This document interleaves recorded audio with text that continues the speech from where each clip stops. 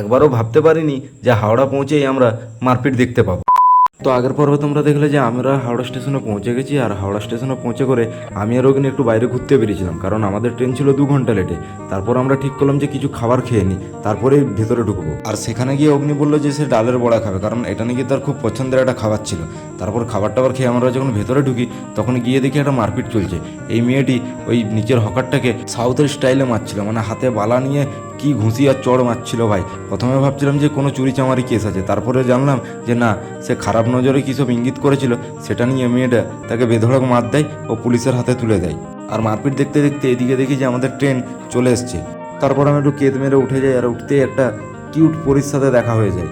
আর ট্রেনে উঠে যথারীতি আমরা আমাদের ব্যাগ ট্যাগ রেখে সিটে বসে পড়ি, আর সিটে বসার সাথে সাথে আমরা তাস খেলা শুরু করে দিই। আর এই যে দাদাগুলোকে দেখতে পাচ্ছ, এদের সাথে আমাদের ট্রেনেই পরিচয় হয়েছিল।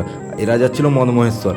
তারপর এদিকে দেখি যে আমাদের ট্রেন তার গন্তব্যের উদ্দেশ্যে রওনা দিয়ে দিয়েছে। তারপর আমরা 3 ভাই বসে এখানে একটা সুন্দর সিনারির অপেক্ষা করছিলাম, কারণ জানলার পাশে বসে একটা অ্যাস্থেটিক ছবি তুলে পোস্ট করতে হবে না, এত টাকা দিয়ে যাচ্ছিলাম।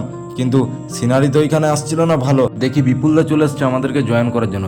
দিয়ে বিপুলদা বলছে যে আমরা সবাই মিলে একটু খাবার অর্ডার করব, পাটনা থেকে আমরা খাবার তুলব। দিয়ে আমরা সুইগিতে খাবার অর্ডার করে আবার তাস খেলতে বসে যাই। আর আমাদের ট্রেনের টাইমিং ছিল পাটনাতে রাত 10:30টার সময়, কিন্তু আমাদের ট্রেন রাত 1:30টার সময় পাটনাতে ঢুকে। আর আমরা রাত 1:30টার সময় মোমো অর্ডার করে খাচ্ছিলাম। আর আমাদের সিটের আশেপাশের লোকজনগুলো আমাদেরকে ভাবছিল যে কি রাক্ষস ছেলে রে বাবা, রাত 1:30টার সময় এরা খাবার খাচ্ছে, তাও আবার গান্ডে পিণ্ডে। রাত 1:30টার সময় আমরা বেধামি করে শুধু নিজেরা খাবার খাইনি, আমরা আমাদের আশেপাশে সবাইকে ডেকে ডেকে খাবার খেয়ে। যতই হোক আমাদের মনটা তো অনেক বড়, তাই না?